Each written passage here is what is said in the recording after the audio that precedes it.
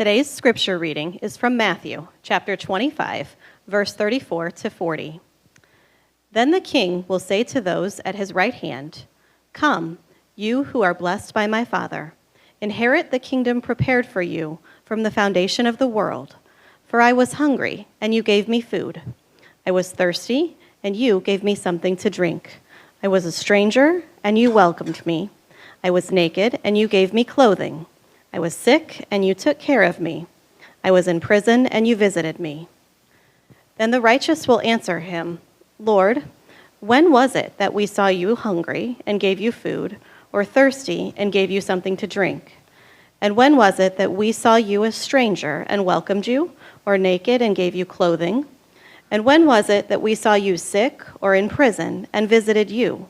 And the king will answer them, "Truly, I tell you, just as you did it to one of the least of these brothers and sisters of mine, you did it for me." This is the word of God for the people of God. Thanks be to God.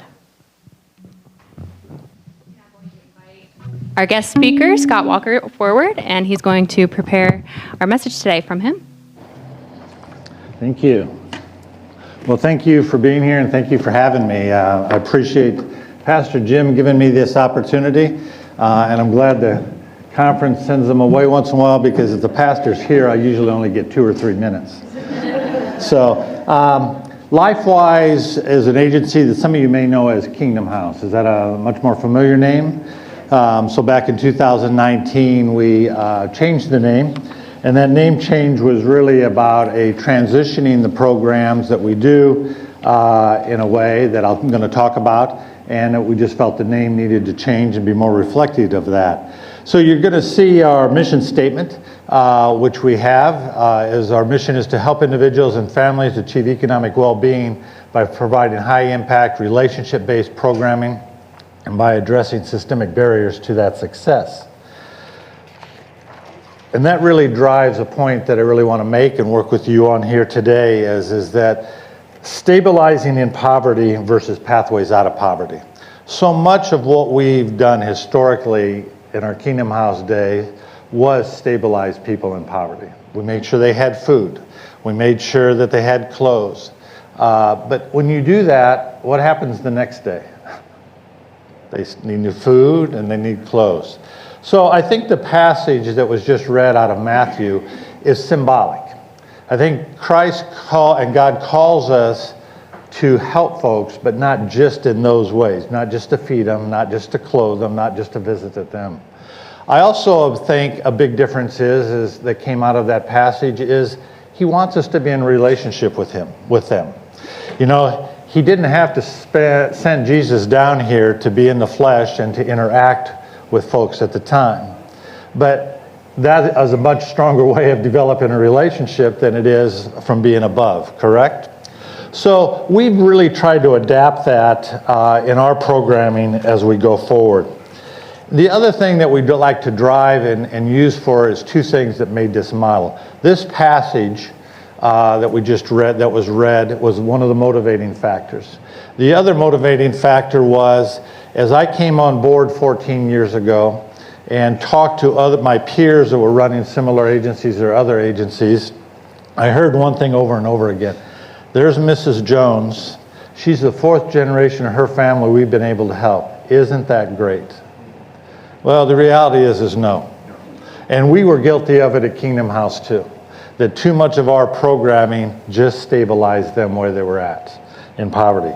So the question I ask you as you think about what's done at this church and as what is done in our community is, what would you want for your kids? What would you want for your siblings? Would you just want them to be fed and have to worry about their next meal? Would you just want them to have the bare minimum in this area, or would you want something more? So the key is that I would hope you'd all want something more. But if you want it for yourself and your kids, why not want it for your community? So I often think about sandwich ministries in church. And I know my own church I battle with at times because they'll do PBJ or they'll do bologna. And if you work in the homeless world at all, there's not a shortage of PBJ and bologna sandwiches. But is that what we eat every day? Or are we having turkey sandwiches and ham sandwiches, roast beef? Why would we feed folks anything different than we ate? So within that, we've tried to transform the agency to have a greater impact. And you'll see on the next slide that how we have gone from transactional work to transformational work. And I know it's hard to read and see everything up there, but everything in blue is new. Everything in blue and yellow is something that was unique to us at the time that we started.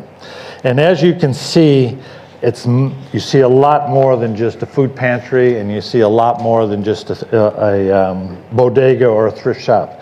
There's services across the board.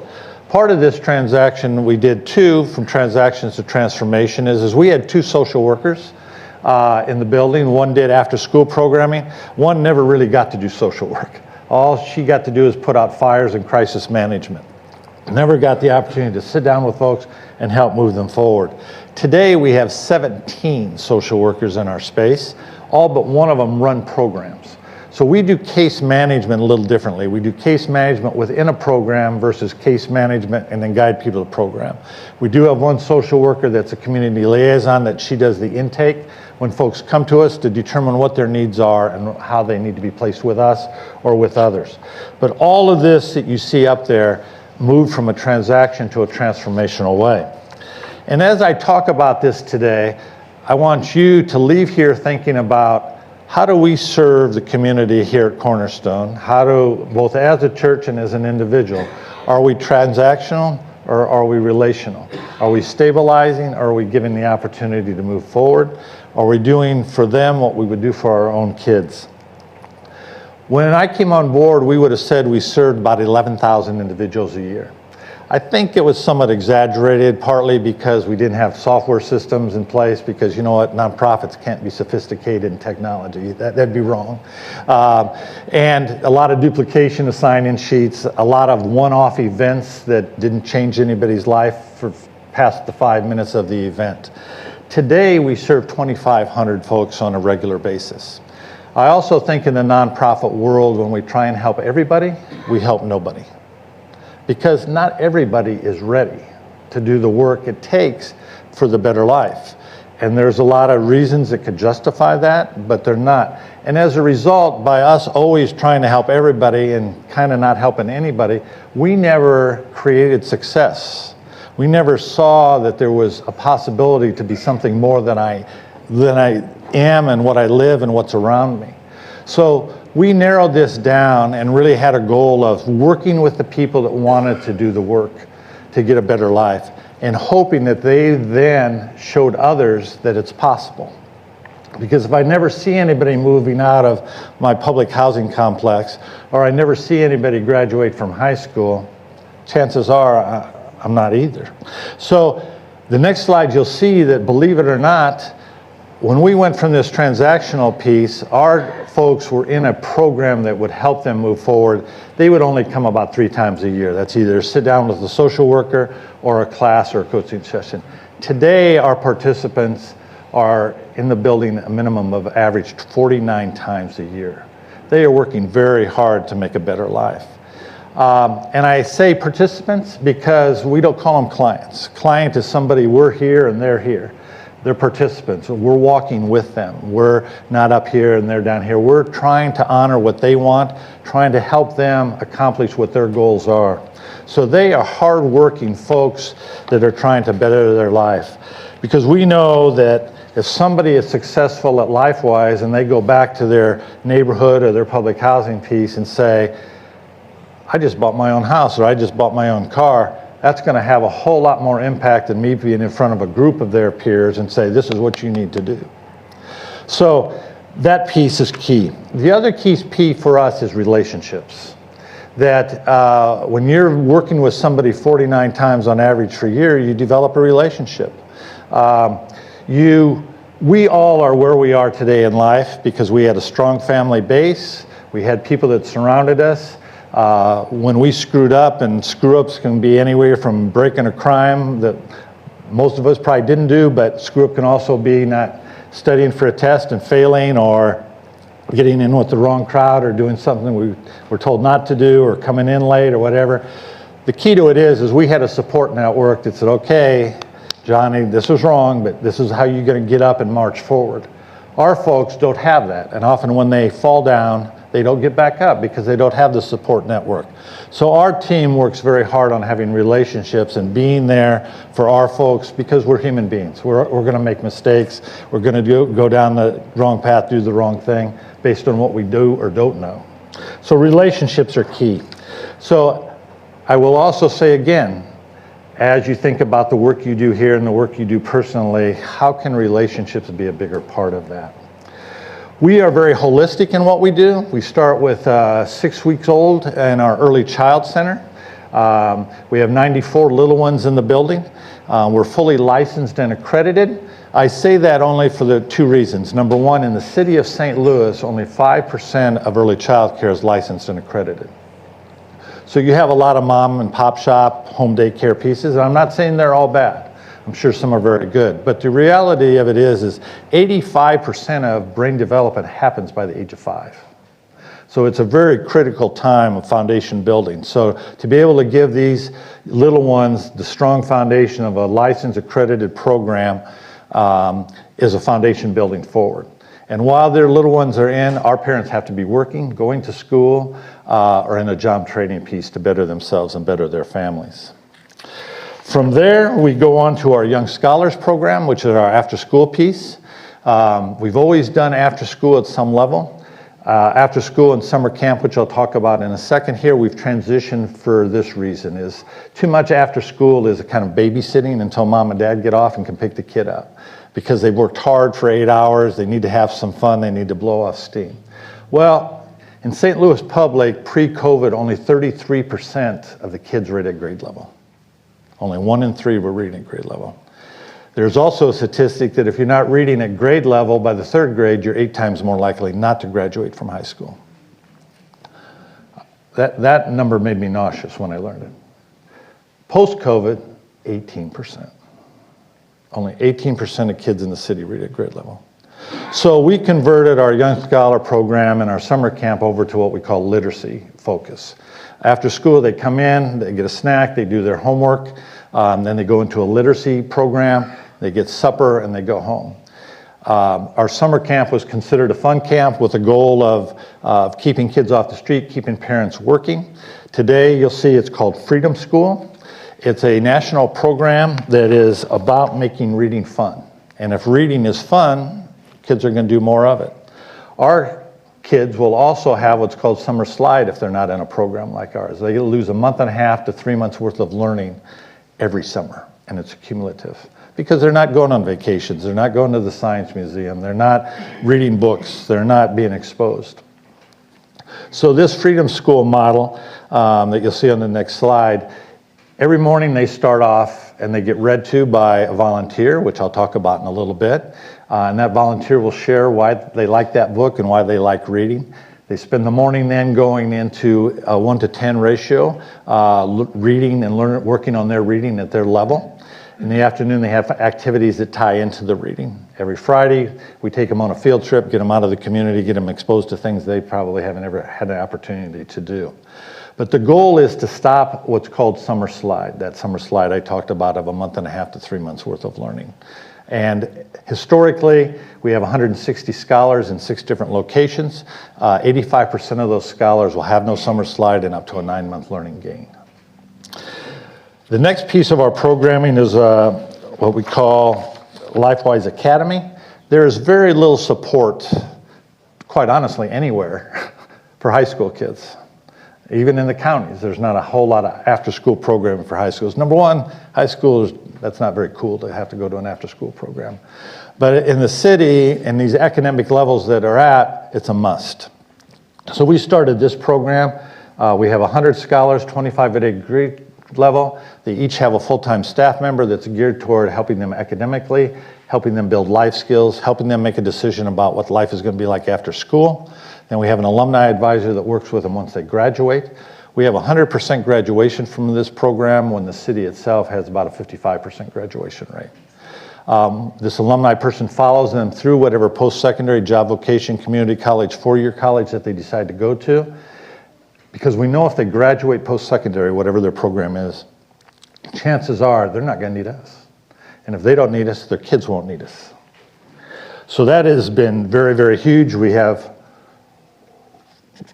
scholars going off to college, graduating, getting master's degree even, where before, excuse me, we'd send a scholar off to college and they'd probably be back at the first semester because they weren't prepared academically or life-wise.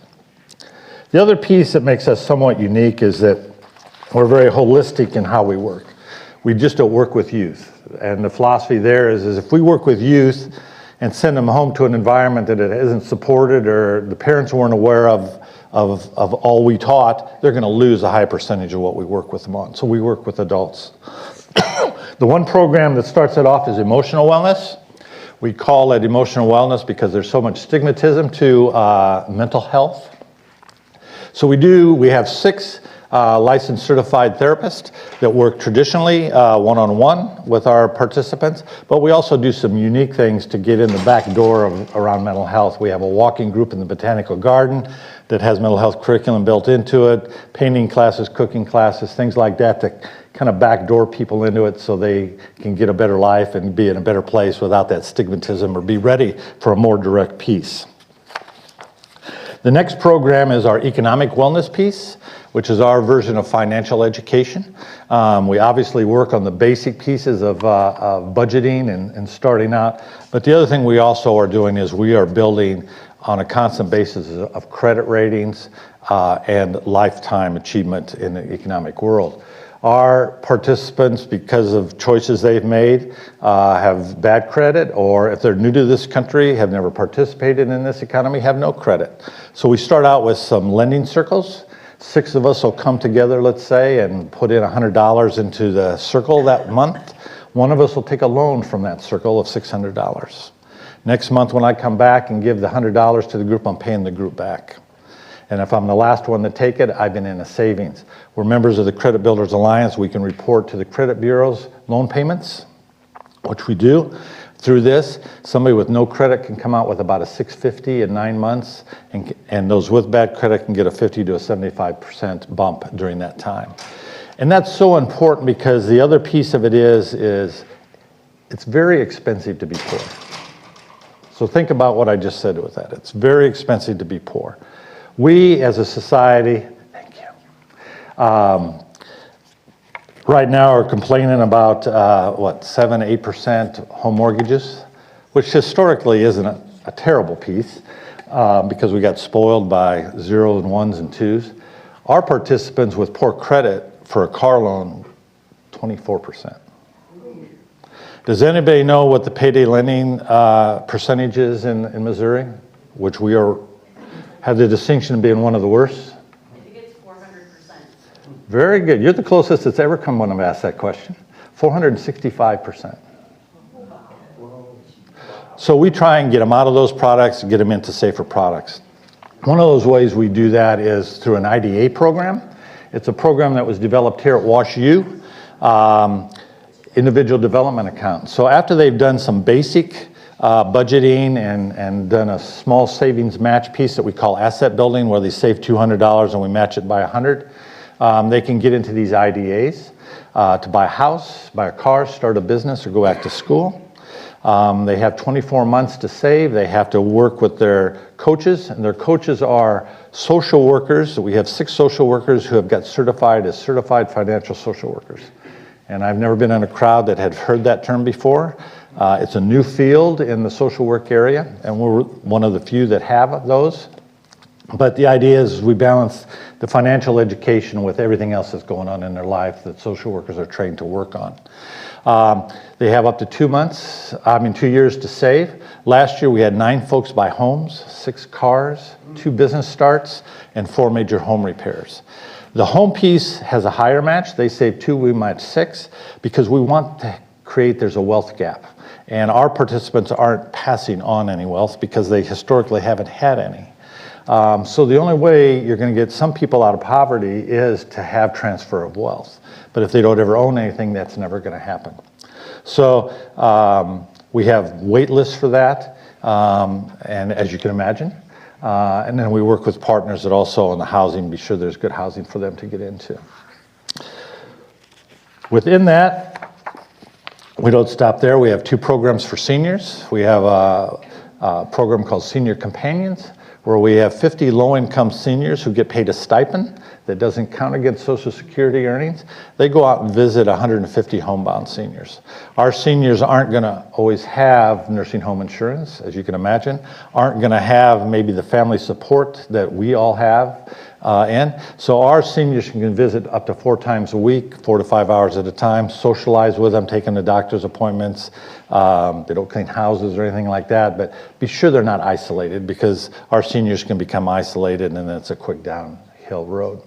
The other piece we have is called Senior Resiliency, where seniors come in, a group of 15 come in every other week for a 6-month period of time, and all the topics are senior related. We make sure they get connected to any assistance they can have, that they're signed up for Medicaid, Medicare. We make sure that we bring somebody in so they've had their end of life planned out, so it's not left to their family and not knowing. We have a financial literacy component around that, because of a lot of our seniors, 70 years old, 75 years old, have never been banked. And a lot of it is because of Jim Crow laws, that they weren't allowed to. So we work on all seniors' insurances, health, eat better, socialization, anything that these folks, so they live out whatever life they have left in the best possible way. So we work very holistically in that way. The other thing we do, and do it a little differently, is in the community resource area, is we've always historically had a pantry. Several years ago, we converted our pantry over to a market. Our pantry was typical. Churches collected food and we had volunteers hand it out. We switched it over to the market, and as the market is, we primarily get donations of dollars. We buy the food, and we try and buy healthier food. We still have canned, but most pantries, that's all you have, because it's the cheapest thing to buy. But we also know the salt content in canned. We have canned, fresh, and frozen. When we were a pantry, our meat of choice was Spam or tuna. Today, it's ground beef or chicken breasts. Milk, we didn't have. So an example, the other difference is they pay a small percent. It's heavily subsidized. So the milk is $1.50 a gallon. So the grocery shoppers in this room, what? Schnucks is what, $4.50 to $5.50 a gallon? But the idea is that they are buying and they are providing for their families. We also are able to take the EBT card so they can maximize their food stamp dollars, which then gives them opportunity for have a little extra money left over for rent and utilities and those other things. Our bodega is the same way. It's our version of a thrift shop. They come in, folks donate clothes. If they're good enough for us to wear, they go into our bodega. Volunteers work it. Folks come in and shop. They pay $1 an item. Again, they are providing for their family. It's not free. We take those dollars and we go to Sam's and buy things like diapers, feminine products, cleaning supplies, things you can't buy with food stamps or WIC, and sell them back at a heavily subsidized price. Again, so they are the providers for their families. You'll see on the next slide, we really emphasize dignity and empowerment because that's what we would want for ourselves. We would want to be treated with dignity and we'd want to be empowered to provide for ourselves. So while some of it's subsidized, we certainly try to give them an edge up and to try and be able to provide as best they can. The last component of our programming is volunteer engagement. We have multiple opportunities. There's not a whole lot that happens at LifeWise that volunteers can't help and be a part of. Pre-COVID, we had about 25,000 hours a year of volunteerism. It's starting to come back a little bit. We had 16,000 last year. I often say if we were a business, we'd have a third more staff, but because we're a nonprofit, we run lean on the staff, and volunteers really are a big player in helping us overcome and get things done within that. The other piece we have is some activities that you can get engaged in and volunteer. I talked about Freedom School. Every morning this summer we'll have 5 sites. Those sites are open for 6 weeks, so we'll have 30 days in every site. So we're going to have 150 opportunities for somebody to come in and read to the young scholars. It's a nice 1-hour volunteer piece, in and out. You read your book or a book that we give you. Kids will ask you questions about the author, why you like that book, why you like to read. they're off to class and you're out the door and home again. We have a back to school event where our families, it isn't our back to school event and our holiday market I'll talk about aren't open to the general community. They are open to participants who have been actively engaged in our program for the last 18 months. They're working on making their lives better. So they're rewarded with a back to school event where they pay $5 again, so they become the provider. They get a pair of shoes, a backpack, and school supplies. Our holiday market, we set up a gym at a rec center around the corner from us. It's set up in a store format. It's got all brand new merchandise in it that we've collected and been donated over the year. Our family head of household, again, who's been actively engaged in programming for the last 18 months, can come in and shop and pick out what they want to buy for their family, and they pay a very small price for it. You know, stuff is 3 for $1, $5. If it's over $50 retail, it's $10. They usually averagely spend about $65 and walk out with a grocery cart full. They get wrapping paper, we'll wrap it for them so that it comes from them. It's not somebody adopting my family, knocking on the door. The kids know there's no Santa, that there's no parent providing for them. So again, a very dignified and empowering way. The other piece is called the Urban Forum, and this comes out of our volunteer department again. It's a program that we can immerse you in by our location, or we can come out here to Cornerstone and do some mobile versions of it. Our goal is to, and I'll use youth groups because we're here at church and we all have these stereotype minds of how we operate as churches. So the youth groups, they'll come down. Historically, they've been coming down to LifeWise Kingdom House for decades. They come down, they do 8 hours of work a day, because that's what you do on a mission trip, right? You do physical work. And then they would go stay at a nice church or school building somewhere in the county that was deemed safer. So we have this house right next door. It sleeps 24 folks. That's all it is bunk beds. They come in, they work 4 hours a day doing physical work. The other 4 hours they're doing what we call service learning. We do poverty simulation. SLU has got a version of Monopoly that's geared around poverty. We've had funding through the United Methodist Foundation to have some people develop some curriculum for us around the issues of poverty. Our goal is to educate so you come back to your home community and have a better understanding of what poverty is and more respect for what our folks deal with and the issues that they face. But we all think it's great for the youth that we should send it. The idea is that we all need it. And us as adults probably need it more than our kids. So we have, I said earlier, probably the oldest group we had, average 75 years of age. They came out of Pastor Diane's old church at Union. And if you talk to them, they were overwhelmed by what they learned, even at their age. So the other thing is, we want to overcome this mentality of, and be educated. There's a saying out there that kind of drives me nuts. It's, they just need to pull themselves up by their bootstraps. Well, first of all, there's no place to buy boots. I can't afford the boots. And boots aren't in style anymore either. And that comes out of folks that, if I made that statement, and we could all make that statement, is we probably could figure out how to get ourselves out of poverty.